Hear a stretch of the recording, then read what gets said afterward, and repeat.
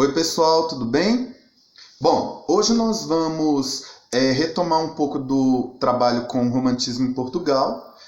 Eu projetei ali na TV o material que vocês já têm acesso, né, que nós utilizamos nas aulas, e já está postado na plataforma Classroom. Eu vou ficar alternando entre a minha imagem e a imagem na TV para que você possa referenciar melhor o material e aí, numa possível retomada de estudos, você tenha um pouco mais de facilidade em identificar efetivamente do que eu estou tratando, né? De onde saiu a informação. Só para referenciar também o livro didático, a gente está tratando do romantismo nos seus capítulos 9, 10 e 11, né? Do livro, parte 2. Então vou passar aqui o material para você acompanhar. Aqui a gente tratou um pouquinho, vou projetar melhor a imagem da TV. Aqui a gente tratou do contexto histórico do romantismo em Portugal. Você fez algumas anotações sobre o que rolava por lá em seus contextos históricos, né? O que acontecia em Portugal no desenvolvimento e início do romantismo. A gente falou de Almeida Garré, um autor de primeira geração. Aqui nós tratamos, é bom dizer, que aqui nós tratamos dos autores tanto na prosa como na poesia, né? Nós fizemos um recorte da escrita do autor nessas duas vertentes, poesia e prosa. Por quê? Porque só quando adentrarmos efetivamente o romantismo no Brasil é que nós vamos diferenciar a prosa e a poesia com um pouco mais de cautela, né? Com um pouco mais de tempo e esmiuçando ainda um pouco mais o nosso olhar. Falamos também sobre Alexandre Herculano, ainda de primeira geração, e aí nós chegamos então a Camilo Castelo Branco. O que a gente precisa entender sobre Camilo Castelo Branco? Camilo Castelo Branco ele ele nasce num contexto em que a família dele, o núcleo familiar dele é bastante desorganizado. Ele recebe por conta disso.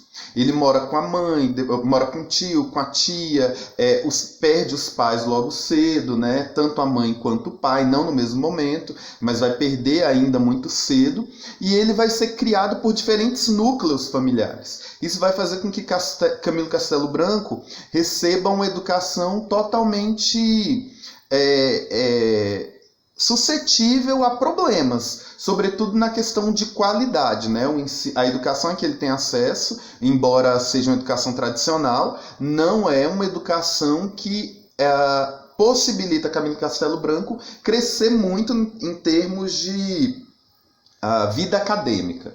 Nesse sentido, Camilo Castelo Branco ele vai se envolver na vida amorosa, na vida afetiva, ele vai se envolver com diferentes mulheres, inclusive com uma freira. Ele vai sequestrar ainda bem na adolescência, com 15 anos em tese, ele sequestra uma adolescente, engravida, depois abandona essa adolescente. Ele já tinha feito isso com uma outra pessoa, e aí abandona essa adolescente com uma filha, né? Que depois a filha dessa adolescente também vai morrer.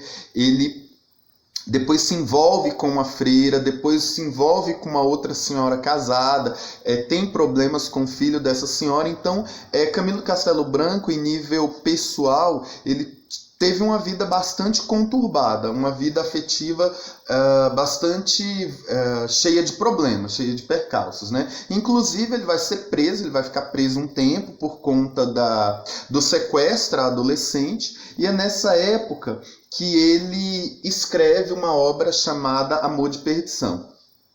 Por que ele é um autor de segunda geração? Porque quando eu trato de Amor de Perdição, nós vamos, até o livro didático, ele vai fazer uma analogia entre a obra do Shakespeare, né, Romeu e Julieta, com Amor de Perdição do Camilo Castelo Branco. Por quê? Porque tanto em Amor de Perdição como em Romeu e Julieta, nós percebemos um final trágico. É claro que um não é reescrita, nem paráfrase do outro, em absoluto.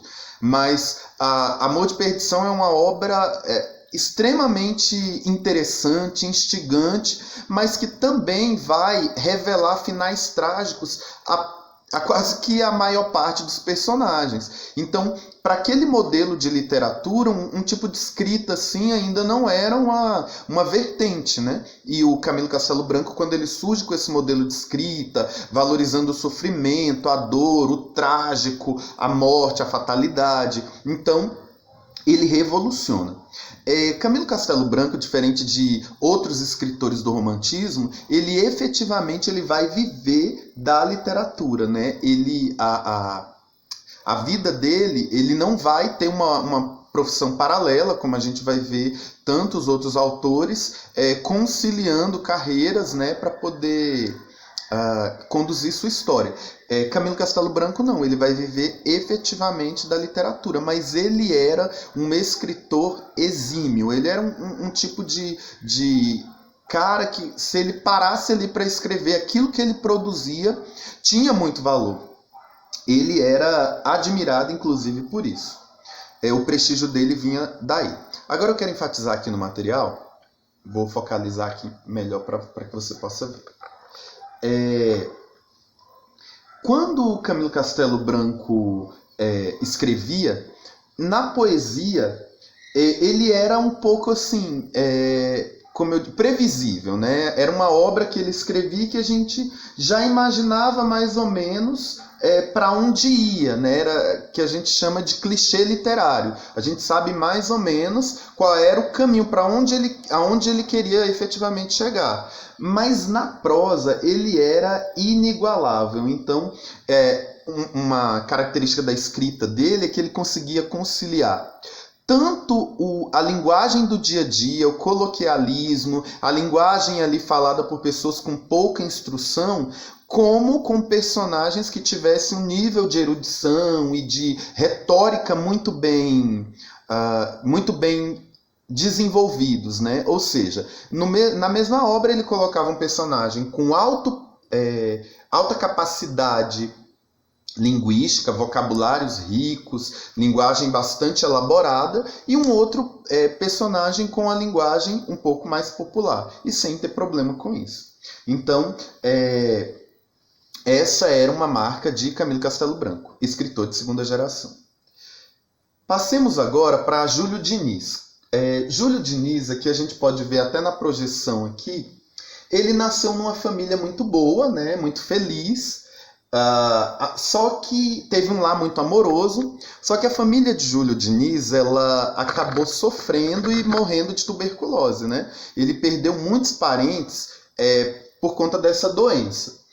Ele escrevia com pseudônimos também, né? Então a gente vai ver Júlio Diniz, na verdade, também vai escrever com o pseudônimo de Joaquim Guilherme.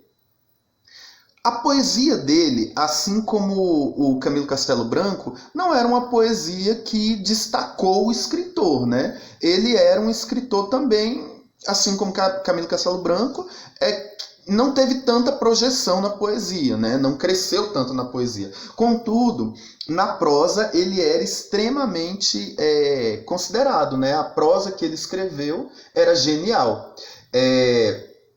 Ele aproveitava, até quero ressaltar aqui no material, soube aproveitar elementos de ambos os movimentos e acrescentou um toque de humor, ensinamento e motivação.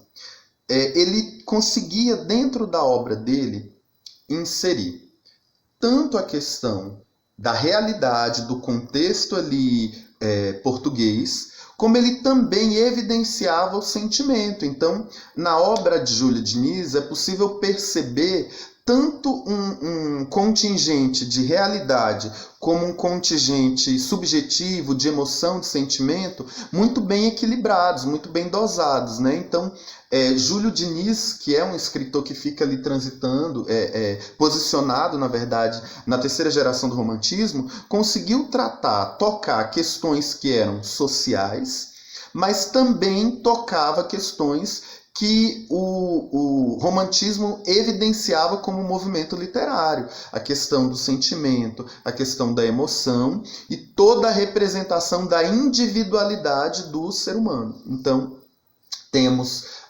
na figura de Júlio Diniz, na escrita de Júlio Diniz, um destaque maior para a prosa, e uma prosa que efetivamente te fazia pensar assim, como ser social, como indivíduo, mas que também te fazia sentir, né? Se posicionar consigo mesmo. Aquilo que eu sinto, aquilo que eu vejo, os sentimentos que evocam em mim a partir da obra, mas sem deixar de te envolver também nas questões sociais na escrita dele. É isso, então. Finalizamos os autores portugueses com Camilo Castelo Branco e Júlio Diniz, e aí nós vamos transitar agora para a poesia dos autores brasileiros, tá bom? Até a próxima!